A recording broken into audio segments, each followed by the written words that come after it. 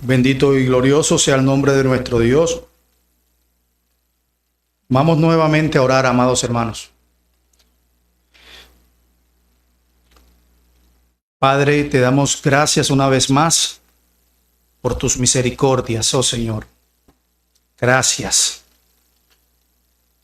Nuevamente delante de ti te queremos suplicar por los méritos suficientes de nuestro Señor y Dios, nuestro Salvador Jesucristo, de que por favor nos hables en esta mañana. Que tú hoy, Señor, le hables a tu pueblo, que tu pueblo esté presto a escuchar lo que tienes que decirnos, oh Señor. Por favor, ayúdanos, que tu Santo Espíritu abra nuestros corazones para que podamos de una manera receptiva poder entender, escuchar atentamente y estar prestos, oh Dios, a lo que nos tienes que decir. Que hoy podamos salir de acá entendiendo el maravilloso tesoro que tú nos has dado, que es tu palabra. Ayúdanos, oh Señor. Por los méritos suficientes de Jesús te lo pedimos. Ayúdame a mí a poder exponer tu palabra con diligencia, con fidelidad. Guárdame de adulterar tu palabra, guárdame del error y la herejía. Te lo pido, Padre, te lo suplico en el nombre precioso de Jesucristo nuestro Señor. Amén y amén. Amados hermanos, les invito a que me acompañe al Evangelio según San Mateo. En la mañana de hoy vamos a continuar con nuestra serie sobre el Sermón del Monte. Mateo capítulo 7. Mateo capítulo 7, vamos a leer desde el versículo 1 hasta el versículo 6. Sin embargo, solo nos concentraremos en el versículo 6. Evangelio según San Mateo. En la medida en que lo vaya consiguiendo, le invito a que se coloque sobre sus pies. Mateo capítulo 7. Mateo capítulo 7, versículos del 1 al 6. Leo la bendita palabra del Señor. No juzguéis para que no seáis juzgados, porque con el juicio con que juzguéis seréis juzgados, y con la medida con que medís os serás medido. ¿Y por qué miras la paja que está en el ojo de tu hermano y no echas a ver la viga que está en tu propio ojo? ¿O cómo dirás a tu hermano, déjame sacar la paja de tu ojo, y he aquí la viga en el ojo tuyo? Hipócrita, saca primero la viga de tu propio ojo, y entonces verás bien para sacar la paja del ojo de tu hermano. No deis lo santo a los perros, ni echéis vuestras perlas delante de los cerdos, no sea que las pisoteen y se vuelvan y os hospedasen. Pueden tomar asiento, mis hermanos.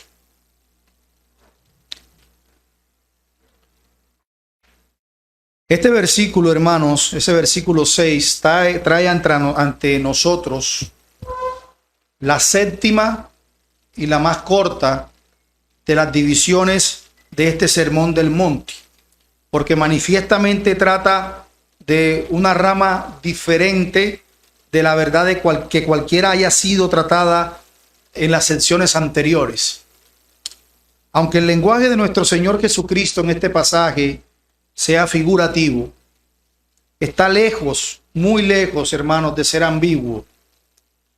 Sin embargo, su fuerza y su significado probablemente fueron percibidos más fácilmente, por supuesto, por ese auditorio, por esa audiencia inmediata que tuvo nuestro Señor, que más que nosotros. Pero ninguno tan ciego como el que se niega a ver este mandato que encontramos aquí por parte de nuestro Señor. Sin embargo, yo pregunto, ¿cuántos cristianos profesantes en nuestros días y de alguna manera engreídos en las iglesias de hoy se sentirían ofendidos si el ministro, si el pastor de esa iglesia local usara los términos que utiliza nuestro Señor acá, en este pasaje, tratando de perros y tratando de cerdos. ¿O cuántos profesantes en nuestras iglesias en el día de hoy se sentirían ofendidos, como cuando aquella mujer sirofenicia se acercó a nuestro Señor en Mateo capítulo 15, versículo 26, y el Señor le responde: no está bien tomar el pan de los hijos y echarlo a los perrillos. Tal discriminación, mis hermanos, no conviene en nada en esta época latitudinaria, fogosa, incluso hasta sensible en la que vivimos. No deis lo santo a los perros, ni echéis vuestras perlas delante de los cerdos, no sea que las pisoteen y que se vuelvan y os pedacen. Este texto, mis hermanos, y debemos precisar que la mayoría de los comentaristas o de los teólogos parecen experimentar dificultades en el versículo, pero no precisamente porque encuentren oscuros los términos que en ellos están, no, sino más que todo porque lo que buscan es, o lo que le preocupa más bien es la aplicación misma del pasaje, más que de la interpretación. En la mañana de hoy, el método que vamos a proponer en nuestra exposición es como se muestra a continuación. En primer lugar, vamos a determinar la relación precisa del pasaje con su contexto. En segundo lugar, vamos a ponderarlo a la luz del propio ejemplo de nuestro Señor Jesucristo, porque debemos nunca olvidar que Él siempre practicó lo que predicó. Y como estamos llamados a seguir sus pasos, es sumamente necesario, por supuesto, que examinemos el camino que Él recorrió aquí y en todos los otros pasajes que hemos leído. Y por último, hermanos, tercero, señalar su aplicación tanto a los ministros de la palabra como también a los hermanos, porque se enseña una esencia o una regla importante para que nos regule a la hora de la predicación de su palabra.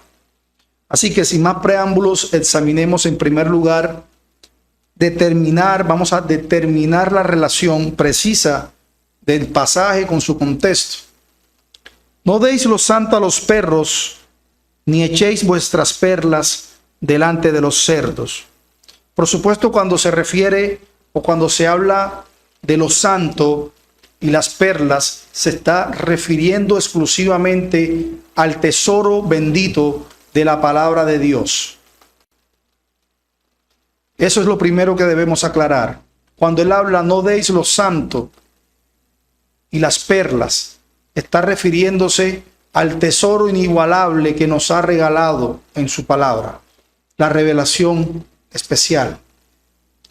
Pero al examinar la relación de nuestro contexto con el contexto, debemos tener en cuenta, hermanos, tanto el contexto más remoto como el más cercano. ¿Por qué? Porque como hemos señalado tantas veces en esta serie de exposiciones en el Sermón del Monte, la clave principal que nos abre el contenido de este sermón se encuentra en aquellas palabras de nuestro Señor Jesucristo cuando leímos el capítulo 5, versículo 17. Recuerden, no penséis que he venido a abrogar la ley o los profetas, no he venido a destruir, sino a cumplir. Por lo tanto, nos corresponde preguntar, ¿cuál fue la enseñanza de la ley y los profetas con respecto al tema que estamos tratando en este momento?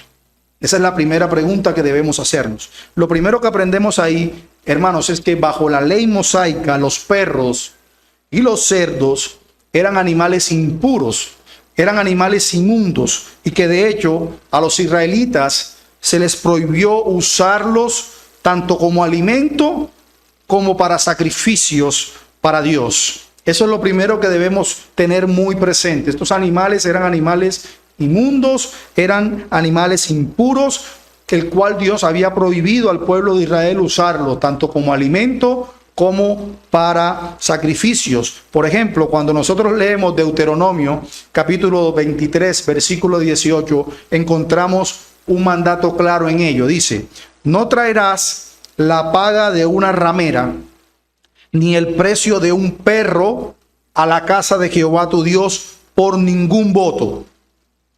¿Por qué? El Señor responde. Jeremías, por favor. Gracias. Porque abominación, dice el Señor, es a Jehová tu Dios tanto lo uno como lo otro. Entonces vemos que no era permitido, era prohibido traer dineros por la venta de un perro a las ofrendas del Señor. En segundo lugar, también debemos observar que el término perro se aplicaba a personas de carácter despreciable, personas que no eran para nada tenidas como personas agradables. Cuando nosotros leemos en el primer libro de Samuel, en el capítulo 17, versículo 43, en ese contexto de la antesala de la pelea entre David y Goliat, y dijo el filisteo a David: ¿soy yo perro para que vengas a mí con palos? Y maldijo a David por sus dioses. O en el caso de Semei, recuerden Semei, el familiar de Saúl, que en aquel momento pasaba el rey y comenzó a maldecirlo y a lanzarle piedras al rey. En el segundo libro de Samuel, en el capítulo 16, versículo 9, encontramos lo siguiente: entonces Abisai, hijo de Sarbia, dijo al rey: ¿por qué maldice este perro muerto a mi señor el rey? Te ruego que me dejes pasar y le quitaré la cabeza. Entonces noten, hermanos, cómo estos animales eran considerados despreciables. Y de hecho a personas despreciables se les tildaba con estos términos como perros. Ahora bien, los sacerdotes en la ley era una apremiante obligación para ellos hacer una diferencia, marcar una línea diferente entre lo santo y entre lo profano. Para ellos era supremamente importante, ya que Dios así lo determinaba. Ellos tenían que hacer una clara diferencia entre lo impío y lo inmundo. Por ejemplo, en Levítico capítulo 10, lea conmigo por favor, Levítico capítulo 10, versículos del 8 al 11, donde el Señor habla expresamente a sacerdotes. ¿A quién? A Aarón y a sus hijos. Levítico capítulo 10, versículo 8.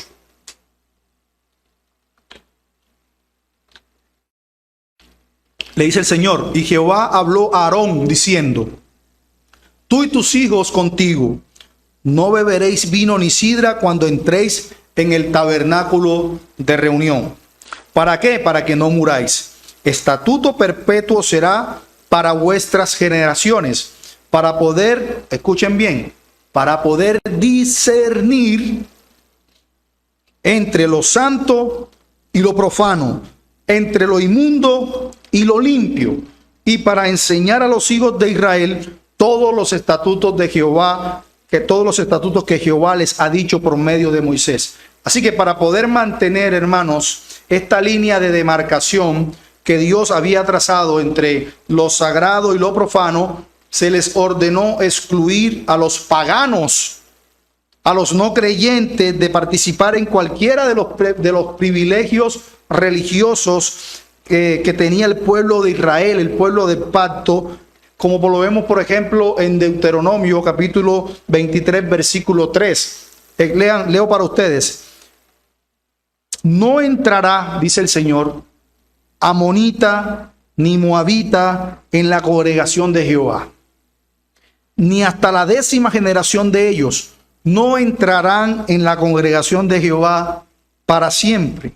Entonces noten cómo esa demarcación incluso trascendía el tema de simplemente animales, también trascendía a un pueblo que era considerado pagano, que adoraba a dioses falsos, y que Dios estrictamente le prohibía a los sacerdotes: no entrarán en la casa de Jehová estos y estos pueblos. Así que en los días de la degeneración de Israel, incluso, como lo hemos visto en las Escrituras, donde más de una vez el pueblo desobedecía, nosotros vemos que Dios se quejó precisamente de haber olvidado ese mandato de discernir entre lo puro y lo impuro, de discernir entre lo santo y lo no santo. Dice Ezequiel capítulo 22, versículo 26. Y Dios se queja tan fuerte de sus sacerdotes y dice lo siguiente: sus sacerdotes violaron mi ley y profanaron mis cosas santas. ¿Qué fue lo que hicieron los sacerdotes? El Señor aclara: no hicieron diferencia entre lo santo y lo profano, ni han hecho diferencia entre lo inmundo y lo limpio. Es decir, los sacerdotes habían tratado con liberalidad lo que Dios había prohibido expresamente. Él había ordenado a sus sacerdotes encarecidamente que enseñaran al pueblo la diferencia entre lo santo y lo profano. Y por eso su queja contra los sacerdotes en ese pasaje que vemos ahora en Ezequiel. De hecho, más adelante, en Ezequiel capítulo 44, versículo 23, dice lo siguiente: enseña a mi pueblo la diferencia entre lo santo y lo profano, y hazles discernir entre lo inmundo y lo limpio. Entonces vemos cómo para el Señor es importante, muy importante, que se haga esa demarcación, que se haga esa diferencia entre lo santo y lo profano, entre lo limpio y lo impuro. De hecho, nosotros vemos el ministerio de Jeremías, por ejemplo, y vemos que fue un ministerio cargado de mucha discriminación. Él fue, de hecho, designado para que pudiera, de alguna manera, diferenciar, sacar lo precioso de lo vil. Y ese encargo que Dios hizo a Jeremías fue un encargo sublime. Jeremías tenía esa misión de sacar lo precioso de lo vil, es decir, nuevamente trazar una línea entre lo piadoso y lo impío, dirigiendo a cada uno su mensaje distintivo y su mensaje necesario. Tan necesario que Malaquías se lo prometió. En Malaquías capítulo 3, versículo 18 dice: entonces os volveréis y discerniréis entre los justos y los malvados, entre el que sirve a Dios y el que no le sirve a Dios. Voy a citar a Juan Calvino. Juan Calvino, con relación a este pasaje, dice lo siguiente: debe entenderse que perros y cerdos son nombres dados no a toda clase de hombres depravados o a los que están destituidos del amor de Dios y de la verdadera piedad, sino ¿a quién? Sino a aquellos que por claras evidencias han manifestado un endurecimiento, desprecio de Dios, dice Calvino, de modo que su enfermedad parece ser incurable. En otro pasaje dice Calvino: Cristo coloca a los perros en contraste con el pueblo elegido de Dios y la familia de la fe. No es propio tomar el pan de los hijos y dárselo a los perrillos. Perros y cerdos se refiere aquí, dice Calvino, a aquellos que están tan profundamente imbuidos de un malvado desprecio a Dios, que se niegan a aceptar cualquier mensaje o cualquier remedio. Pero ahora Cristo dice aquí: no penséis que he venido para abrogar la ley o los profetas. Recuerden, no he recibido ninguna comisión de mi Padre, dice el Señor, para derribar las barreras que Él ha erigido. En otras palabras, el Señor dice: no crean que yo he venido a borrar las líneas que Él ya trazó, y mucho menos con relación a esta diferencia, a esta demarcación. Más bien yo he venido a cumplir, dice el Señor, para magnificar la ley, para engrandecerla. De hecho, para vindicar los profetas y cumplir con sus declaraciones. En otras palabras, es como si el Señor estuviese diciendo: he venido a traer la sustancia por la sombra, he venido a traer la realidad por lo típico, lo vital por lo ceremonial. No se equivoquen, en otras palabras. Yo no he venido a borrar esa línea de demarcación entre lo santo y lo impuro. Así que el Señor dice, yo también discriminaré entre lo limpio y lo impuro. Y colocaré una cerca entre lo santo y lo impío. Moisés prohibió al pueblo de Dios casarse con idólatras, sí. ¿Excluyó a los paganos del templo sagrado? Sí. Entonces también yo os mando, no deis lo santo a los perros, ni echéis vuestras perlas delante de los cerdos. Y eso nos lleva, hermanos, a que analicemos nuestro segundo encabezado, porque precisamente el ejemplo de Cristo nos deja aún con mayor claridad que el mandato es y seguirá vigente. Vamos a ponderarlo a la luz del propio ejemplo de nuestro Señor. Dice en el versículo 5, nosotros vemos que el Señor dijo, hipócrita, saca primero la viga de tu propio ojo y entonces verás bien para sacar la paja del ojo de tu hermano. Recuerden que cuando estudiábamos esos pasajes, había una clara denuncia por parte del Señor a un juzgamiento ligero, a que nosotros emitiéramos sentencias injustas, quisiéramos señalamientos a la ligera. Sin embargo, el Señor había mostrado cómo se debe tratar a un hermano descarriado, cómo con mansedumbre, con amor, con ternura, y cómo se debía hacer la reprensión con un espíritu de amor y de humildad. Pero aquí, en el versículo 6, nuestro Señor da a entender que el amor debe discriminar. ¿Y por qué? Es la pregunta. ¿Por qué? Porque no todos son hermanos. Y no todos sufrirán una reprensión. No importa cuán amablemente se dé. Pero podemos descubrir de hecho que existe una conexión adicional en nuestro texto y los versículos anteriores. Al tratar de protegernos de los juicios precipitados, como ya dije, y duros, el Señor nos dice que también debemos cuidarnos con el abuso de la gracia. Ni lo uno ni lo otro.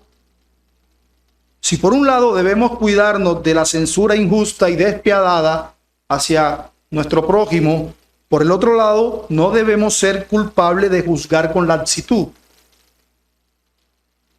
¿Y qué tan lejos, hermanos, estamos nosotros muchas veces de esa sobriedad, de ese equilibrio?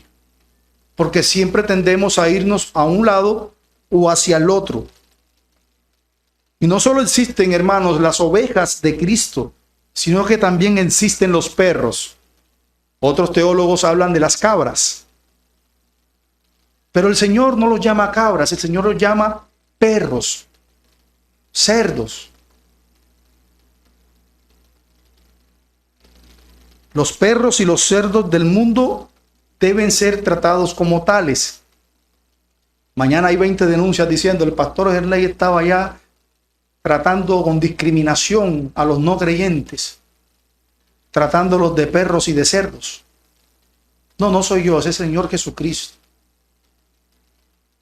Cuando una persona abiertamente mundana o obviamente carnal, por ejemplo, solicita ser miembro de una iglesia, sería un grave error silenciar a los que tengan objeciones que decir con relación a ellos, objeciones temerosas de Dios con relación a aceptar a una persona no creyente en la membresía de una iglesia local.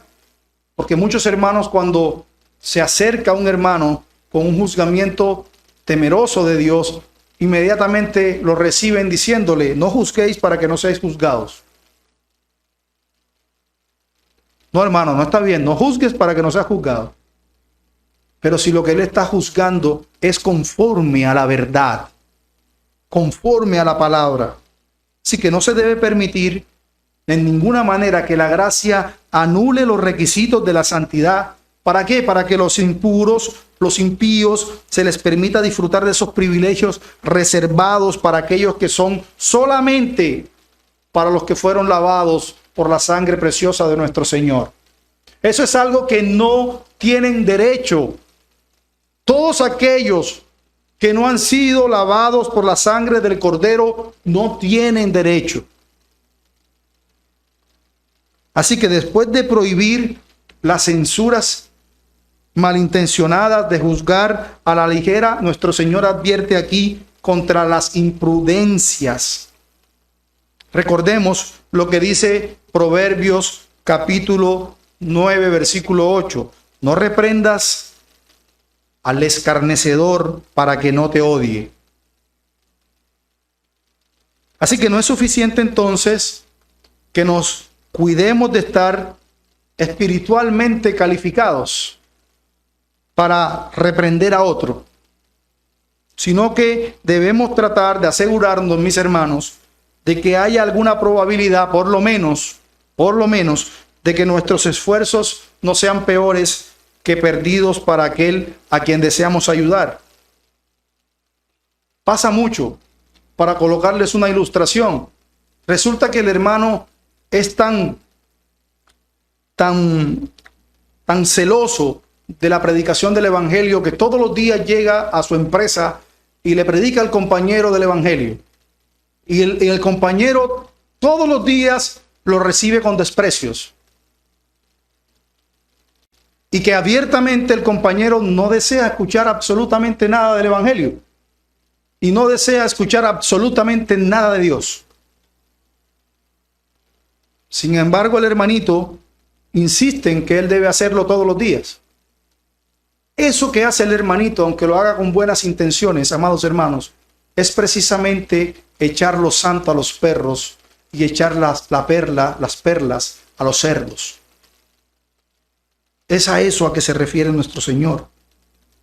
El celo debe ser dirigido por el conocimiento y por la santa prudencia. No toda persona es un sujeto adecuado, de hecho, para la reprensión. Hay muchos hermanos que tratan a personas no creyentes como si fuesen creyentes y esperan que tengan una actuación de creyentes.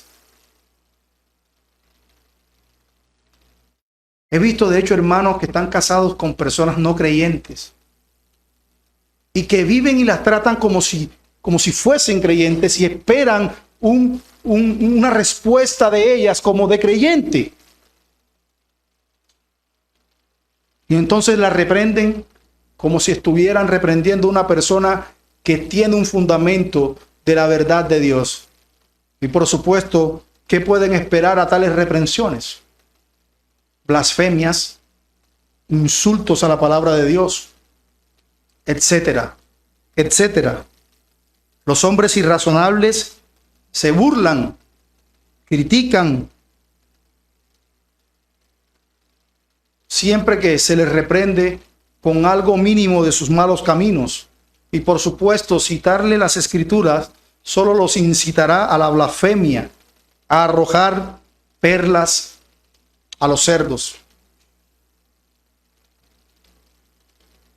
Pero sigámoslos ponderando a la luz del testimonio propio de nuestro Señor Jesucristo. Si nosotros examinamos los 4 evangelios, mis hermanos, desde este ángulo particular, es probable que nos encontremos con algunas sorpresas y encontremos allí lo contrario de lo que la enseñanza ha absorbido y lo lleva a esperar. ¿En qué sentido? Por ejemplo, cualquier cristiano puede hoy, de hecho aquí, estar pensando, pero pastor, ¿no se supone que el Señor pasó la mayor parte de su tiempo predicando el evangelio a los no salvos, a los no creyentes? Pastor, no es que el Señor buscó a las masas que de alguna manera no querían ni verlo, los buscó para tratar de persuadirlos de que se arrepintieran de sus pecados y de que llegaran a sus pies. ¿No es eso que el Señor se ocupó de una manera vertiginosa, por decirlo así, del mundano para tratar de convencerlo de la locura de sus caminos? ¿No es cierto que vemos que el Señor proclamaba el amor de Dios a todo el mundo? A todo el mundo, a cada uno que pasaba por donde él estaba, le proclamaba acerca del amor de Dios. Hermanos, cuando nosotros vamos a los 4 evangelios, vemos que eso no es así. De hecho, leemos con frecuencia que nuestro Señor Jesucristo enseñó tanto en la sinagoga como en el templo, pero ni siquiera allí mencionó. No hay testimonio bíblico que lo sugiera. Allí ni siquiera mencionó el amor de Dios a los pecadores. Aunque tuvo mucho que decir, sí, sobre el amor del Padre cuando estaba a sola con sus discípulos. Pero ¿dónde predicó alguna vez, por ejemplo, de la expiación a oídos de la multitud? Díganme un solo lugar en los evangelios donde eso hubiese ocurrido. En verdad que habló a menudo, sí, al aire libre, aunque nunca en las calles, al aire libre, pero fue para aquellos que lo buscaban. Lo buscaban. Habló muchas cosas a las multitudes en parábolas. Pero la interpretación de esas parábolas, hermanos, estaba reservada para los elegidos de Dios. Yo quiero que vaya conmigo a Mateo capítulo 13, versículo 10. Mateo capítulo 13, versículo 10.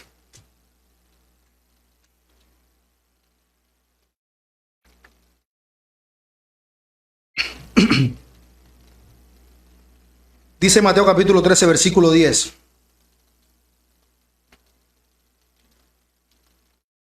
Vamos a leer desde el 10. Entonces, acercándose los discípulos, le preguntaron, ¿por qué les hablas por parábolas? Y lean muy bien, detenidamente, la respuesta. Versículo 11, él respondiendo les dijo, porque a vosotros os es dado saber los misterios del reino de los cielos, mas a ellos no les es dado. No les es dado. Entonces, ¿qué vemos aquí? Que los misterios de las parábolas eran dados no a todos los que escucharon la parábola. Eran dados únicamente a sus discípulos. De hecho, nuestro Señor no se transfiguró ante la mirada de los fariseos y de los saduceos. Nuestro Señor se transfiguró no delante de una multitud incrédula, sino que a la vista de unos pocos favorecidos. De hecho, tampoco fue visto cuando resucitó, tampoco fue visto por el mundo incrédulo.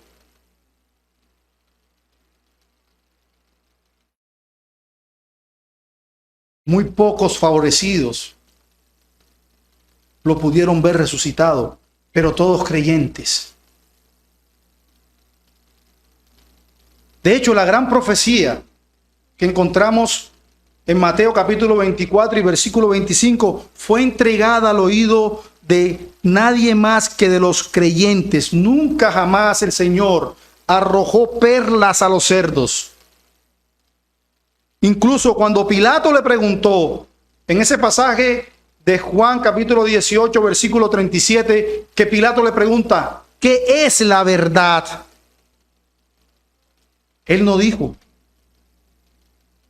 Él no explicó a qué se estaba refiriendo cuando le dijo de la verdad. Pero a sus discípulos sí lo dijo.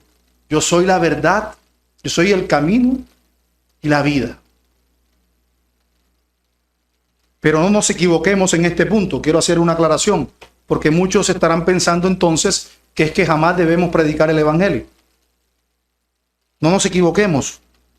Nada se hace más claro en los 4 evangelios, mis hermanos, que el hecho glorioso que nuestro Señor Jesucristo está al alcance de todo pecador que se siente o que siente la gran necesidad de Él, y que de hecho Él está dispuesto y listo para recibirle. Él dice claramente en Juan capítulo 6, versículo 37, todo lo que el Padre me da viene a mí, y el que viene a mí yo no lo echo fuera.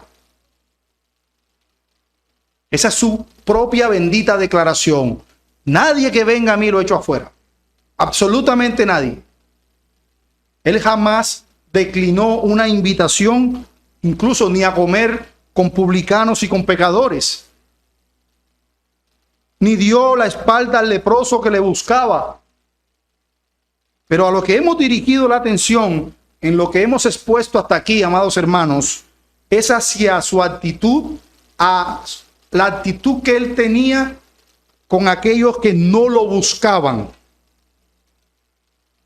a los que no mostraron un interés en él. De hecho, la actitud que Cristo mostraba a los que se opusieron a él. Lea nuevamente los muchos casos, de hecho, registrados donde los fariseos, los saduceos, los que eran antagonistas. Yo pregunto, ¿hay un solo caso en el cual se les predicó el evangelio? Yo quiero que si lo hay me lo mencionen. Un solo caso donde él estuviese con los fariseos y donde él les predicase el evangelio. Lo mismo sucedió con los saduceos y con todos aquellos que intentaban colocarle trampas para atraparlo. Él, al contrario, les cerraba la boca, pero nunca abrió su corazón ni les dio lo que era santo a los perros. De hecho, vemos un fariseo que sí le buscó, Nicodemo. Vemos en el capítulo 3 de Juan cómo él fue y buscó al Señor y por supuesto encontró respuestas del Señor. Entonces, ¿cómo debemos hacer nosotros? En primer lugar, los ministros del Evangelio, los que de alguna manera tenemos la gran responsabilidad de predicar la palabra de Dios. ¿Y cómo deben hacer también los hermanos? Porque recuerden que la gran comisión no comisiona solo a ministros, sino a todos. ¿Cómo debemos hacer entonces frente a este gran mandato de que no echemos lo santo a los perros ni echemos las perlas a los cerdos? Eso, por supuesto, nos lleva a considerar nuestro tercer y último encabezado. Vamos a mirar una aplicación de todo esto a los ministros de la palabra, porque de alguna manera se enuncia una regla importante que regula la dispensación de la palabra de Dios. Nuestro texto anuncia, hermanos, un principio importante por el cual debe ser regulado todo ministro de la palabra, todo ministro de Cristo. Debe tenerse en cuenta que la primera aplicación de este sermón es primeramente a los ministros, pero también a los hermanos. Esa regla podemos explicarla de la siguiente manera. Nosotros debemos ejercer discriminación al dispensar, al predicar la palabra de Dios. Nada se necesita más con urgencia y que rara vez se encuentra hoy que un ministerio discriminatorio. Y entienda discriminatorio, hermanos, diferencial. No se trata de que empecemos a insultar, etcétera. No. Discriminatorio lo hacemos una referencia a distinguir, con lo cual queremos decir que estamos haciendo lo que el Señor había mandado a Jeremías hacer, a sacar lo precioso de lo vil. En nuestras congregaciones, ambas clases están presentes. Los que son queridos por Dios y los que Él aborrece. Ahora, eso nosotros no lo sabemos. Nosotros no podemos mirar el corazón de ninguno. Eso lo sabe el Señor. Ahora bien, aunque no puede distinguir por el nombre, hermanos, sí puede distinguir por el carácter. Cuando se dirija un ministro de Cristo al pueblo de Dios, debe dejar bien en claro que los no regenerados no tienen parte ni suerte en este asunto. Debemos ser muy enfáticos en eso. Los no regenerados, cuando se habla de las promesas de Dios, no tienen parte ni suerte en el asunto. Cuando se predica las promesas divinas, es necesario describir las marcas espirituales de aquellos a quienes realmente pertenecen esas promesas divinas. Aquellos que no se conforman a este mundo, aquellos que han sido lavados por la sangre del Cordero, aquellos que se niegan a sí mismos, que toman su cruz y siguen a nuestro Señor Jesucristo. La línea de demarcación debe trazarse tan claramente que cada oyente sepa de qué lado de la línea está. La palabra de Dios tiene que ser bien dividida. De hecho, ese fue uno de los encargos más sublimes que el apóstol Pablo le hizo a Timoteo. Encárgate de trazar bien la palabra de verdad. Si cada oyente ha de obtener su porción, no tendremos ningún problema. Cuando el púlpito busca exponer al hipócrita, por ejemplo, nosotros debemos tener cuidado de que los más pequeños en Cristo, los que están comenzando en el Evangelio, no tropiecen. Porque pueden sentir que ellos realmente no son creyentes. Pero cuando el ministro, por ejemplo, busca consolar a los santos fieles y afligidos, también debemos ser cuidadosos de que sepa que son ellos los que están recibiendo la consolación y no demos a los impíos falsas esperanzas de paz. De hecho, hermanos, nosotros solemos caer muchas veces en esto. Y esto es algo que el Señor prohíbe de manera clara y tácita. Por ejemplo, en Ezequiel capítulo 13, versículo 22, léalo conmigo, por favor. Porque es importante que el ministro ejerza con precaución estas líneas. Ezequiel capítulo 13, versículo 22.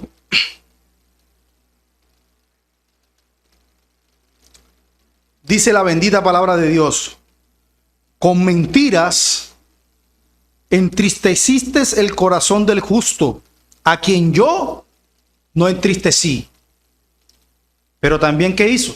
Dice, y fortaleciste las manos del impío, para que no se aparte de su mal camino, prometiéndole la vida.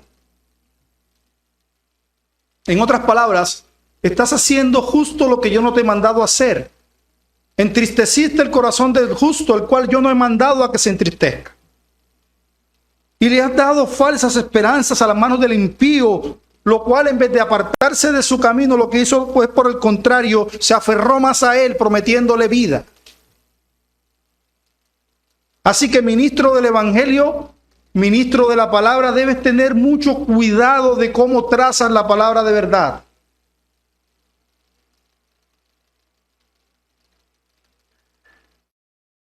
Así que la laxitud es tan mala, repito, como la censura. Admitir, por ejemplo, a la mesa del Señor a aquellos que son abiertamente mundanos es una violación flagrante de nuestro texto. ¿Y cuántas veces se pasa por alto, hermanos, cuando nos invitan a un servicio funerario o a un sermón evangelístico? Cuando estamos en un servicio funerario, muchos ministros se cohíben de enseñar que si la persona fallecida no era creyente, se cohíben de advertir a los otros como él del destino eterno que le espera. Simplemente muchos dan falsas esperanzas. Pero el Señor nos dice, cuidado, cuidado. Pero es muy necesario, hermanos, entonces, que no demos lo santo a los perros. Se inculque entre las filas del pueblo de Dios. Nosotros debemos ser celosos en esto. Pero que ese celo, por supuesto, no pase por encima del amor y de la mansedumbre. Así que, nosotros, hermanos, como hermanos, no ya como ministros, como hermanos, los cuales también tenemos la responsabilidad de predicar el Evangelio, debemos trazar primero el tiempo necesario, el espacio necesario para poder compartir este glorioso tesoro. Porque si usted no mira esto como es un tesoro, una riqueza inagotable, una perla de gran precio que Dios nos ha regalado, si usted no mira esto como lo que es, entonces usted no va a tener la más mínima precaución con quien lo comparte.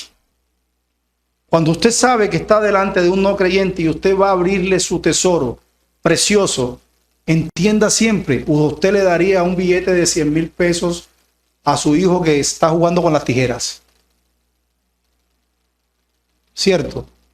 O le daría la cadena de oro al hijo que está jugando en el inodoro, bajándolo y subiéndolo. Yo me imagino que no, ¿cierto? De la misma manera, mis hermanos, debemos atesorar, darle el valor que la bendita palabra de Dios tiene a la hora de que nosotros la compartamos. Porque cada vez que usted la comparte, usted está dando este tesoro precioso. Por supuesto que habrán personas que no tengan una negativa a querer escucharlo. Por supuesto, a esa persona predíquele el evangelio. Hágalo con ahínco, pero encontrará resistencias en otros. Quizás encontrará blasfemias en otros. A los tales el Señor dice: no deis lo santo a los perros, ni echéis las perlas a los cerdos. Ahora yo pregunto, ¿dónde confirió Cristo a alguno de sus apóstoles la comisión de que cualquier, por ejemplo, recién convertido vaya desaforadamente a predicar el evangelio? Porque en muchas iglesias, apenas una persona llega al evangelio, se le encomienda que esa persona no debe caer en enfriamientos, que sino al contrario, debe manifestarle a todo el mundo que él es creyente y por lo tanto tiene que predicarle el evangelio a todos los que se le crucen por el camino. Pero yo pregunto, ¿dónde Cristo confirió a alguno de sus apóstoles la comisión de que cualquier joven recién convertido tenga esta tarea? Esa calificación, de hecho, hermanos, nos advierte contra la publicación de las experiencias más sublimes de nuestros corazones, porque los no regenerados, entiendan esto, no tienen más capacidad para apreciar las operaciones soberanas del Espíritu de Dios, no tienen el discernimiento, al igual que un cerdo no va a tener el discernimiento de tasar cuánto valen unas perlas o cuánto cuesta un tesoro. Ese es el ejemplo.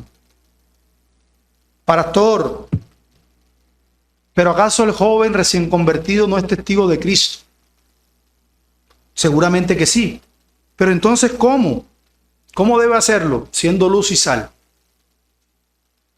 Siendo luz y sal. Llevando una vida cambiada, una vida que dé fruto. El Señor nos manda a andar en una vida fructífera, dando testimonio de que hemos sido regenerados. El celo necesita ser templado con el conocimiento. Las cosas santas del evangelio no deben ser difundidas indistintivamente. De hecho, los preciosos secretos del amor del Señor, que estos secretos maravillosos que el Señor nos ha revelado, no deben ser comunicados incluso a nuestros enemigos, a no ser que alguno de ellos viniese a usted para que usted le predique, para que usted les comparta. Eso es diferente. Eso es diferente. Si los creyentes desafían esta restricción, mis amados hermanos, si nosotros osamos de desafiar esa restricción, no debemos sorprendernos de recibir insultos e incurrir en la ira incluso de aquellos a quienes intenta forzar a los santos misterios de la fe. Voy a citar nuevamente a Juan Calvino. Él dice: Cristo recuerda a los apóstoles y por medio de ellos a todos los maestros del evangelio, ¿a qué? Que reserven el tesoro de la sabiduría celestial solo para los hijos de Dios, y que no lo expongan a los despreciadores indignos y profanos de su palabra. ¿O acaso el Señor de los fariseos no dijo en Mateo capítulo 15, versículo 14, déjenlo solo? Es decir, no intenten convertirlos del error de sus caminos.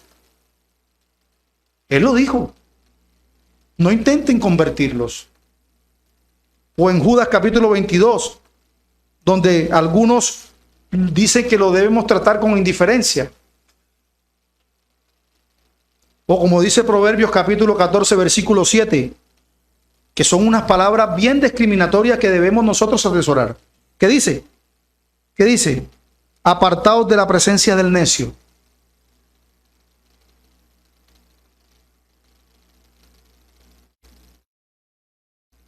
Pastor, ¿y entonces cómo puedo yo estar preparado si a mí también me mandan a presentar defensa de la fe? Sí, pero cuando se os demande. Cuando se os demande. Y debo hacerlo con mansedumbre y con temor. No con grandilocuencia e insolencia. Y tanto las epístolas del Nuevo Testamento, las cuales, hermanos, debemos leerlas con todo ese celo, nosotros encontramos que fueron escritas para los santos, fueron escritas para creyentes. Pero ahora, ¿cuál es la razón de esto? Voy a citar nuevamente a Juan Calvino porque él da dos razones. Calvino dice, hay dos razones por las cuales Cristo prohibió que el evangelio se ofreciera a los despreciadores perdidos. Uno, que es una profanación abierta de los misterios de Dios para exponerlos a las burlas de los hombres malvados. Primero, ¿qué dice Calvino? Es una profanación abierta. Vas a exponer la riqueza, las perlas preciosas y lo santo a los burladores. En segundo lugar dice, otra razón es que Cristo tenía la intención de consolar a sus discípulos para que no dejara de dedicar su trabajo a los elegidos de Dios en la enseñanza del evangelio, aunque lo vieron rechazado sin motivo por los hombres malvados e impíos. Pero además dice Calvino, su significado es para que este tesoro inestimable no se tenga en poca estima. No se debe permitir que los cerdos y los perros se acerquen a él. Hay dos designaciones que Cristo otorga a la doctrina de la salvación. La llama santa y la compara con las perlas. Por tanto, aprendamos cuán altamente debemos estimar esta doctrina. Y la pregunta como aplicación entonces, mis hermanos,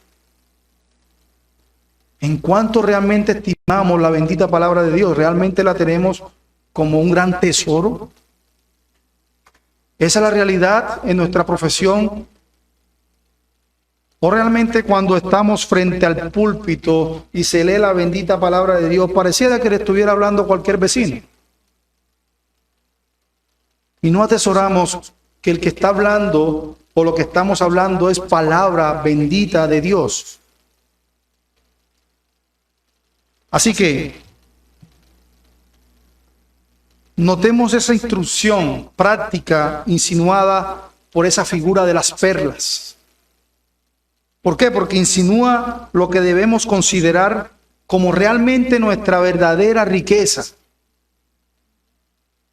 que es que el contenido de la palabra de Dios, porque constituye el precioso tesoro del cristiano.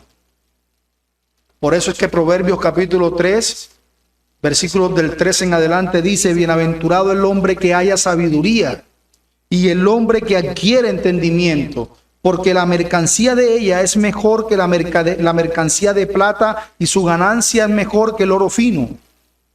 Dice Proverbios, ella es más preciosa que las piedras preciosas y todas las cosas que pueda desear no son comparadas con ella.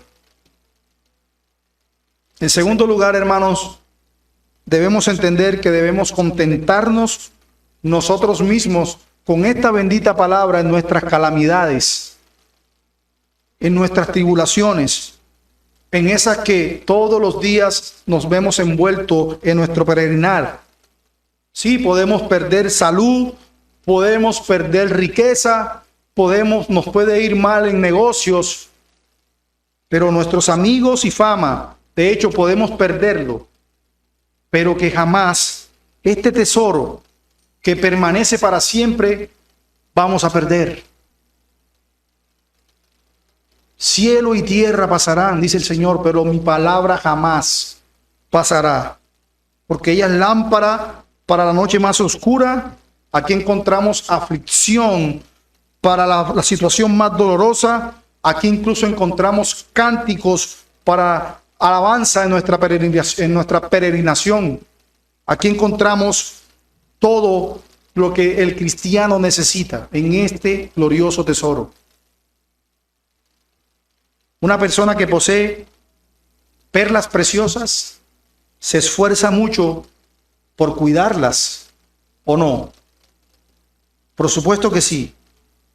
¿Cuánto más nosotros esta perla guardarla primero en nuestra memoria, en nuestro corazón, atesorarla, reteniendo el ministerio de la fe con limpia conciencia, como le dijo Pablo a Timoteo? Esta fue la práctica de David y de muchos otros santos antes que nosotros. Esta fue la práctica de nuestro bendito Señor Jesucristo. Que esa sea también la nuestra. Que el Señor añada bendición a su palabra. Vamos a orar. Glorioso Dios, gracias por tu palabra. Oh Padre, perdónanos por todas las veces que hemos echado lo santo a los perros y las perlas preciosas de tu palabra a los cerdos. Que podamos constantemente recordar que tu palabra es preciosa, que es una riqueza inagotable para nosotros. Oh Señor, gracias. En el nombre bendito de Jesús. Amén y amén.